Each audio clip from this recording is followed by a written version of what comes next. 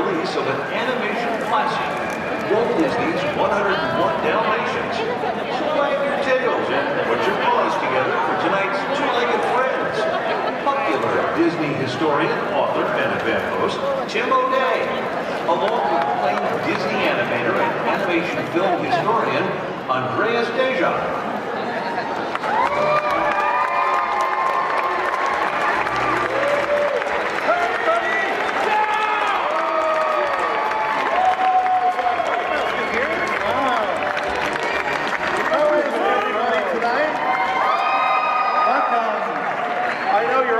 Out here in a Southern California evening. Yikes, yikes. Well, thank you for coming tonight. How many of you have a dog? How many of you love your pet dog? You know, how many of you have cats? Cat people, you've come to the wrong movie. Aristocats will be playing next week. Yeah, Aristocats are for you. So you come next week. So we have with us tonight Andreas Deja. Now, if you don't know the characters that Andreas Deja has created over the years, you've been living under a rock. Let's see, Scar, Jafar, King Triton, Gaston. That's Gaston's family. Gaston's family's here, yeah. And Roger Rabbit. Roger Rabbit. That's the Rabbit family. So a few bad guys were there, but a few bad guys. The mixed group. Now we were laughing earlier because Andreas has a fantastic blog. If you're an animation fan. Now your last name is Deja, and the name of the blog is Deja Vu.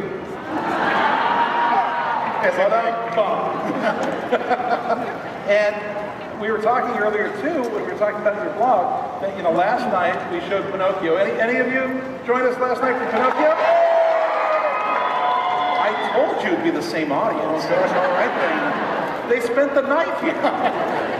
That was a masterpiece, hand-drawn animated film. And we're happy to say that Andreas is continuing the great tradition of hand-drawn animation. Talk to us. Yeah, a little bit. I'm working on my own independent film right now. It's going to be about 25 minutes long. It's called Mushka. That's a Russian word for sweetheart. And the story in a nutshell is we have this Russian girl called Sarah who raises a Siberian tiger. And they're really, really bond. But as he gets bigger, there's trouble. So that's like the really thin storyline. There's more to it. There's poachers, there's her dad, her grandmother. But it's a really heartfelt story. It's all going to be hand-drawn. And yeah, I'm just going to keep on doing this.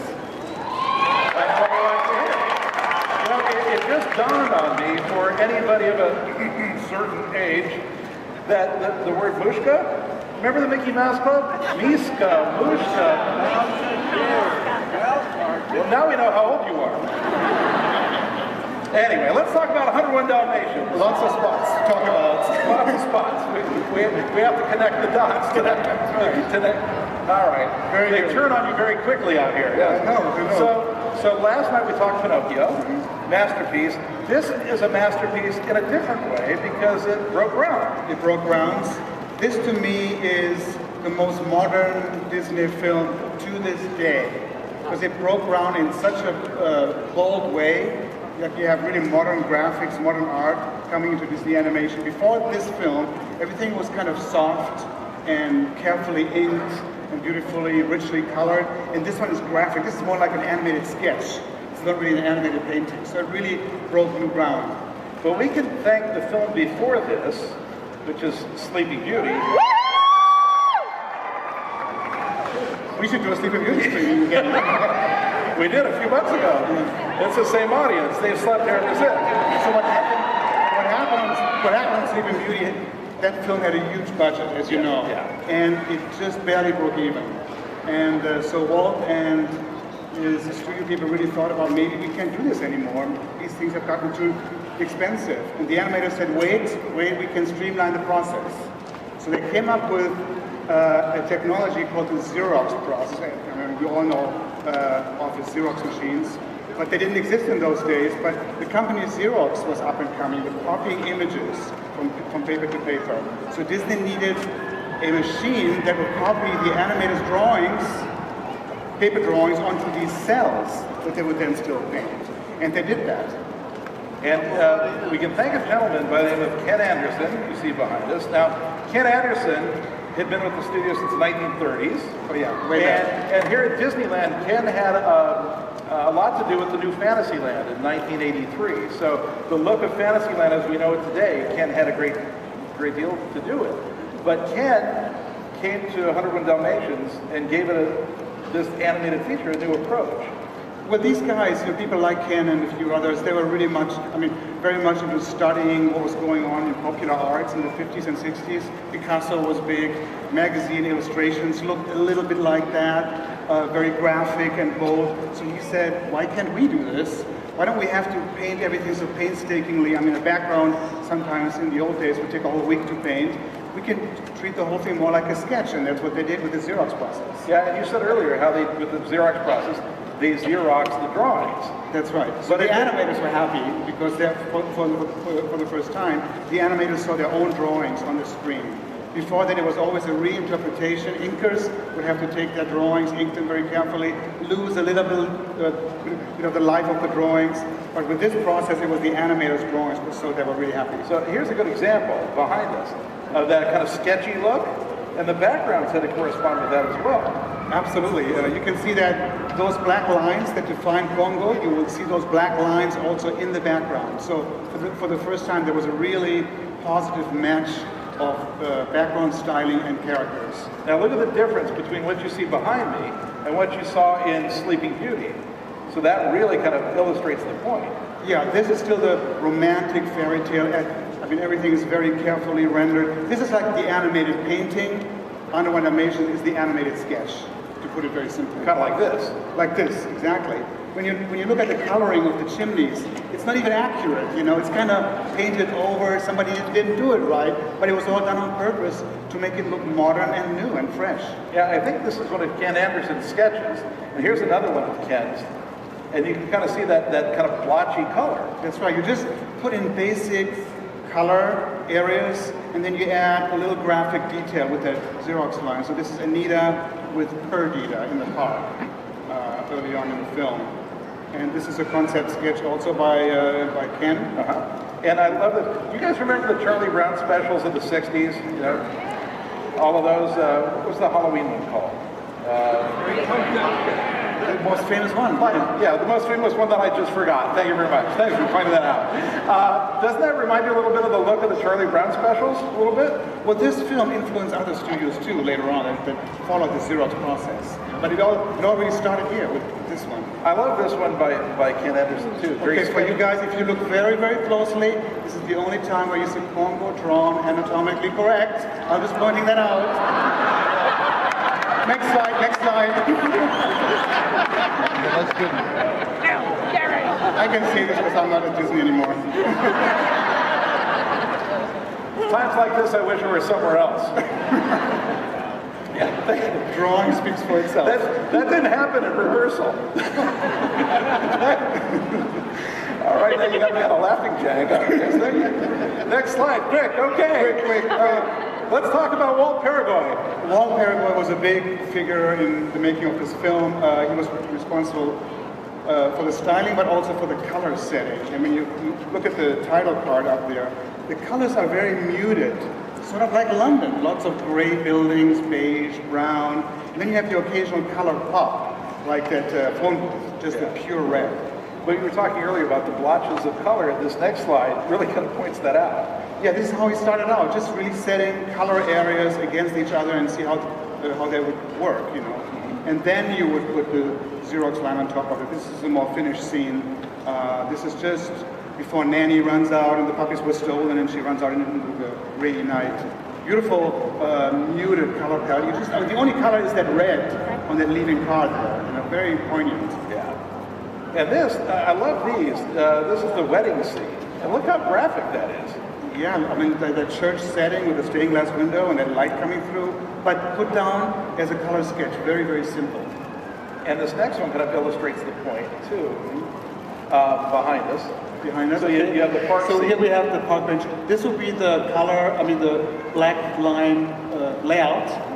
And then we would see the final with the color patches over it. And you can see there is quite a bit of drawing in the bark of that tree and the foliage of the tree as well. But then you also have these very empty areas, and usually that's where the character would go, into these empty areas.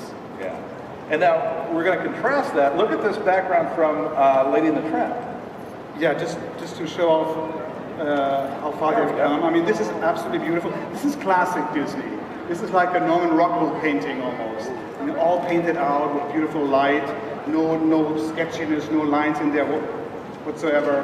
And then we go to something like this. Again, first very simple color shapes, and boom, you got the final scene with those black overlays. I like this next one because it shows an interior. This is, again, to show the contrast. Very Lady in the painterly. Tramp, right? Very romantic, and this is very modern. Now And- again, look at the blotch. I mean, look at it. It's blotches of color. And then But interesting blotches of color. You have a few color spots, like that red pillow sticks out. There's a little green outside the window. But it's fairly muted, and that's on purpose to show London, really, the city of London. let's see if we go. There we go. Okay, and then you have the Xerox overlay, and then it becomes a complete scene. And it was, you know what, thinking back, it was actually a style that some people weren't too crazy about. They were so used to the Snow White-ish Lady in the Tramp, softness. They missed that, but most people loved this, because it was something new. Right. Now, not to let the cat out of the bag, I should mention cats tonight, but Walt wasn't a fan of this, was he? No, even Walt, when he saw the first dailies, it's not what he had in mind, and he gave Ken Anderson a hard time doing it this graphic. But it really brought the budget down. It brought like a completely fresh look to the film. The story was spontaneous. Story was by Bill Pete, and it was a huge hit and saved the studio. So I think Walt warmed up to it later. Well, speaking of, I just read somewhere that 101 Dalmatians was one of the biggest hit movies of 1961. And if you put it in today's dollars, it's one of the top money-making films of all time. It's pretty amazing. It's an Pretty amazing wild. film. Now, you guys want to talk puppies? Let's talk some puppies. Everybody go, aww. There we go. Now talk to us about Rolly Crump. So he was, before he became a famous Imagineer, he was involved into putting spots on the puppies. He was supervising. How would you like that job? He was supervising the unit that put hundreds of thousands of spots into that film, and they all had to be in the right place. It actually sounds easier than it is. Oh, you just put a spot here, a spot there. No, that's a grouping of spots that has to move with the perspective of the dog and has to stretch as the muscles stretch. So it was actually very, very difficult and tedious, but there isn't one scene in the movie where the spots wiggle or do something strange. It's perfect. Yeah, and I love how Rolly put little secrets into this too. So you'll see a little dog here named Lucky. Notice the horseshoe pattern on his back. And you know how the Imagineers hide Mickeys and names and things in the attractions? Well, they did that in 101 Dalmatians as well. Notice that there's a puppy called Rolly. Now, do you remember which one this is? This is the puppy that always says, Mama, I'm hungry. I'm hungry. I could eat a whole elephant. And now, speaking of dogs and things, has anybody noticed the cameos in 101 Dalmatians? Anybody recognize these guys?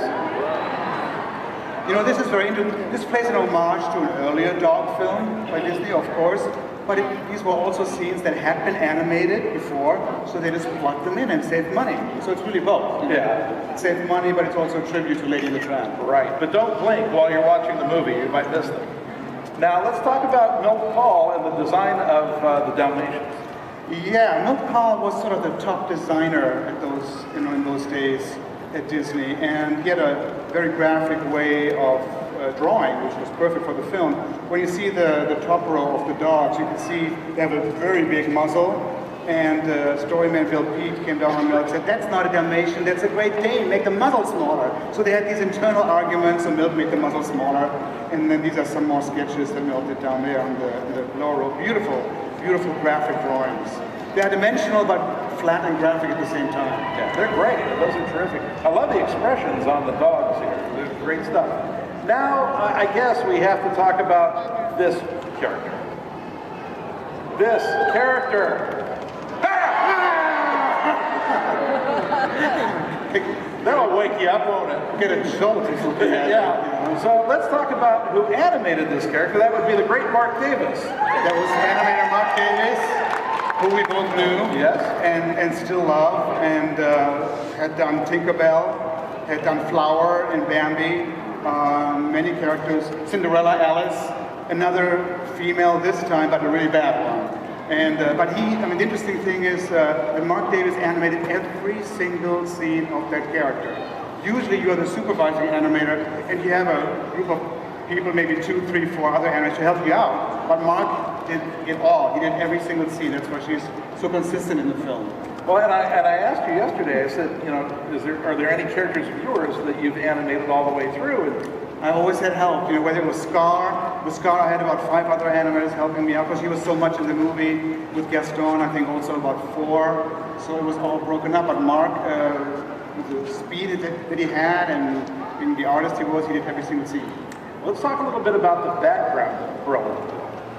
Yeah, because you don't get to a character like that right away, you study it. So this is a book illustration from the original Dodie Smith novel, 101 Dalmatians. That's Cruella in the book. Interesting, not fascinating enough, So that's what Mark started out with. And then he took it to other places and gave her all kinds of hats and hairdos and different coats. Just tried to make her an eccentric character and really went to town with his character, and he knew she would have to wear a big fur coat because it was all about furs to her. So the one on the top right is getting kind of close. Kind of close, but the next one in the middle, I love. Doesn't the one in the middle look like some kind of an insect that's going to, like a cocoon? That's a cocoon and some butterflies coming out of that or something, So he tried everything. He did hundreds of these drawings before he committed finally to this femme fatale that she really is. Yeah, she's getting kind of lost in the fur of this one. Yeah, but that's sort of a beautiful touch that she could puff up the upper part of her coat and her head could be completely lost in it, and then it would settle down again. These are nice things in animation to do and show great attitude. And this is basically what she looked like in the final. I mean, how can you not love these drawings? Look at those skinny little legs, and the gigantic coat for contrast. It's just gorgeous. Well, the poses are fantastic. Yeah, he got a little help in the animation by an actress called Mary Wicks. Right. She posed not everything, but quite a few scenes for Mark in live action. And then Mark would study it and then really caricature it and change the timing, and put his mark on it. It just occurred to me. Did you ever ask Mark who Cruella was based on? Well, he wouldn't say the name. There was somebody who worked in the fashion industry. His wife Alice worked in the fashion industry. And I gather that Alice Davis had a boss at one time who reminded Mark really of Cruella. He said, we all knew women or people like this who do all the talking, who never listen, but he never told me who it really was. No, I swear I tried many, many times to get Mark to give up the ghost. After a long meal or something, many years later, he would never. Never say who it was. But he would always say, she's still around. maybe he was a little nervous. Maybe he was. But it was also a great combination of the perfect character design and the perfect voice. Yeah, this was really interesting. It shows Betty Lou Gerson, and character actress right there on the upper right, to do Cruella's voice. Does anybody here know what other voice job she did in what Disney film? Anybody know? In what? You win. I don't know what, but you win. Yes. No, you don't. You don't win anything. You said that yesterday. It's the same one. Wow. You got a real expert. Ladies and gentlemen, she's a plant, just to be honest. Yeah, so Betty Lou Gerson, with a much softer voice, wrote the introduction to the opening books of Cinderella, and who knew that she would be so outrageous and eccentric, as a character. But she turned out to be just perfect. And I stumped you earlier today. Because he asked me, he said, what other voice did she do? And I had forgotten about Cinderella, so I had to go up one better, because I'm a Disney fan like you guys. So I said, well, what other voice did she do? You guys are familiar with Mary Poppins? Remember when the kids are running away from the bank, and they're going through the dark alleys of London, and this old crone reaches out to the kids and says, "Come here, my dears." That's Betty Lou Gerson. I feel better now. I had no idea. That's right. Now let's talk about these two characters. That would be Mark Davis and Milt Kahl. Yeah, these guys were the best of friends. I mean, we all, or most of us have heard of Frank and Ollie, Frank Thomas and Ollie Johnson, being very good friends, worked together very closely. But so did Mark and Milt. Mark Davis and Milt Kahl were really good friends throughout the years, and often animated characters opposite each other. Mark would do Cinderella, Milt Kahl would do the fairy godmother against her, and same here, Milt would do Pongo, and Mark would do Cruella. And they just worked together really well. They also artistically saw eye to eye. They were modernists. They wanted to push the style of the Disney drawing forward. But Milt had a desire to kind of compete with Mark a little bit, didn't Well, he? years later, Mark went already to Imagineering, because this was his last animation work. And then Milt Kahl got a chance to do female villains. He said, he told Mark, "I'm doing Medusa, Madame Medusa for the Rescuers, and I'm going to wipe your Cruella off the screen." This is what actually Mark told me. And then Mark added, "Of course that didn't happen." So, but Medusa is a wonderful character too in her own right, you know. Just that scene alone where she takes off her makeup and the eyelashes, I mean, something completely fresh and new. But that wasn't the end of Cruella De Vil and the Rescuers. Tell us about that. Because it was Ken Anderson, when he started on the project, he said, "Why do we always have to create a new villain? It's so hard for the Rescuers. Why can't we bring Cruella back and put her into these crazy outfits, and then that's our villain, our Medusa for Rescuers?" But Milt said, "If I'm going to do a new Disney character, I'm going to do a new Disney character. So this is not going to happen." So, but just for a few weeks, Ken Anderson experimented with this concept. Now, the thing that I love about these sketches behind us is that we're all used to seeing Cruella in the fur coat. When do you see her with an alligator coat? Isn't that crazy? That's fun. We were talking earlier about polls. When you see polls in magazines like People Magazine and things, they talk about, well, who's your favorite Disney character, or who's your favorite movie villain? And talk to us about that a little bit. Well, in most polls, there was one by Entertainment Weekly, I think it was last year, Cruella won. Again, she usually wins. And because she's just so memorable and crazy. There's something so kind of ugly and eccentric about her, but you can't take your eyes off it because it's so unusual. And I had this one conversation with Mark where he said, he was reflecting back, he said, "Maybe those cheekbones shouldn't stick out that far. Maybe I should push them back so they work better with the other humans." I said, no, it was perfect, Mark, you know, we just love her the way she is. Yeah. Well, she certainly joins the ranks of all the great Disney animated villains, don't you think? Yeah. What is that?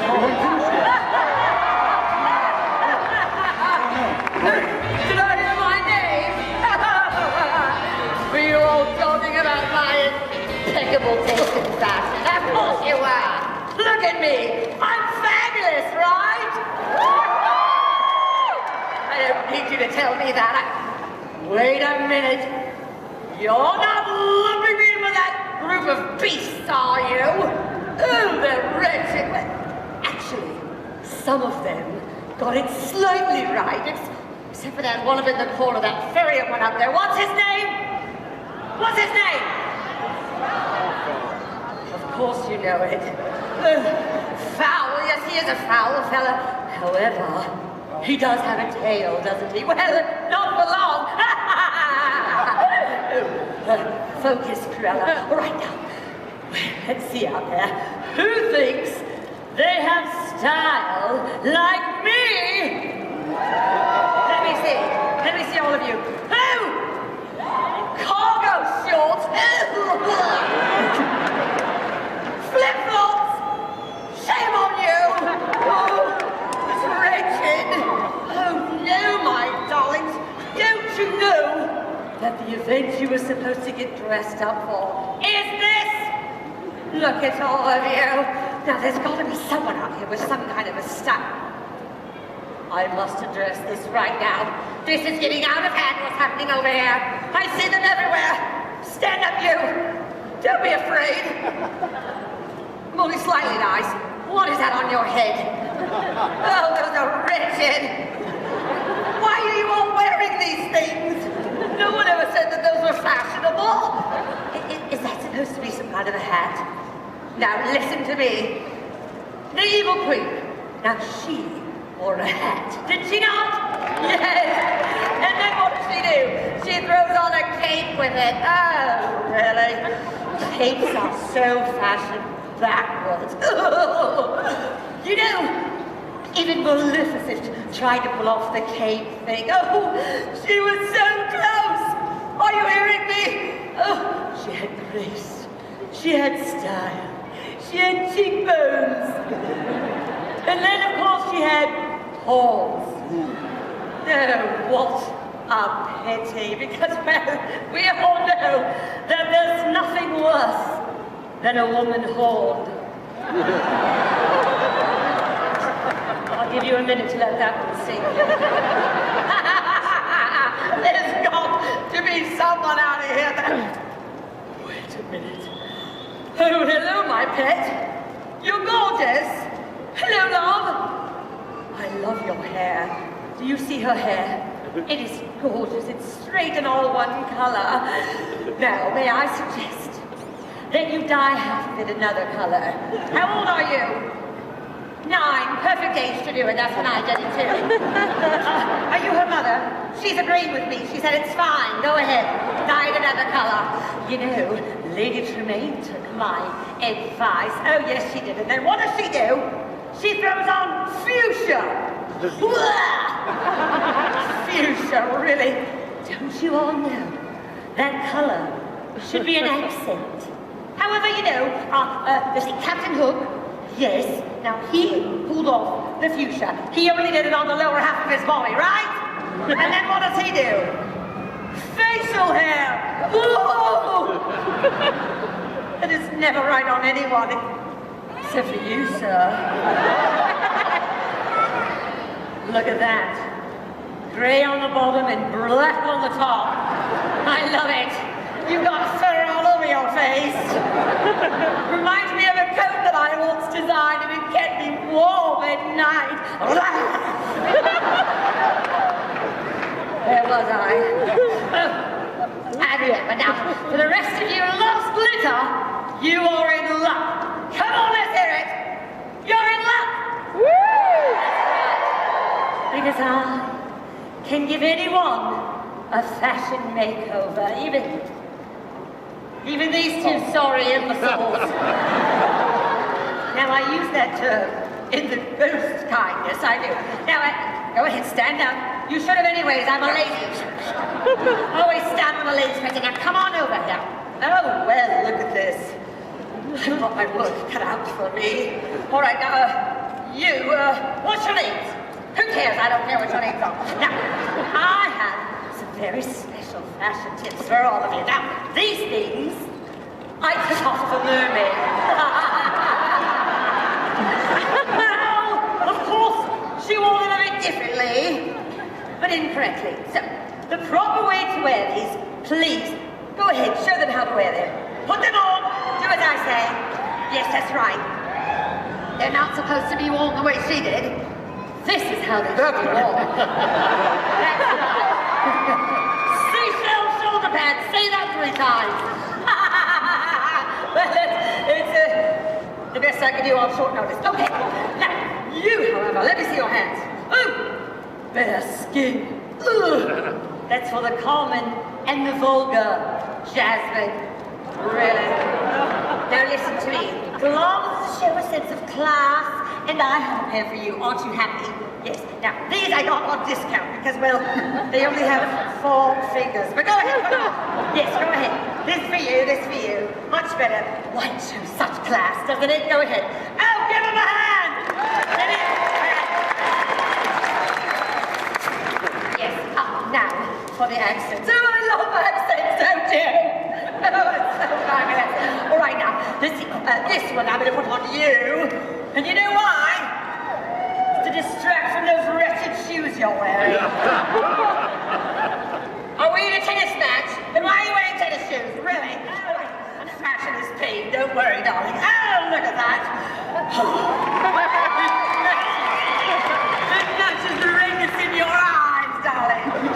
Must have had a good night, didn't it?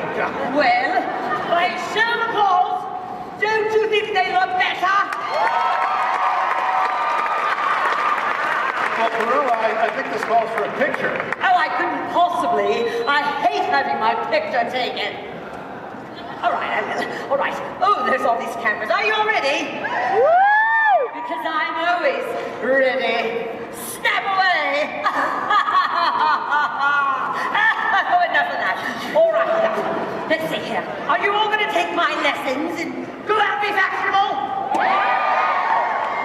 No cargo shorts? No flip-flops! All right, then. I must go and create my latest masterpiece. Let's see. What do I need? I need puppies!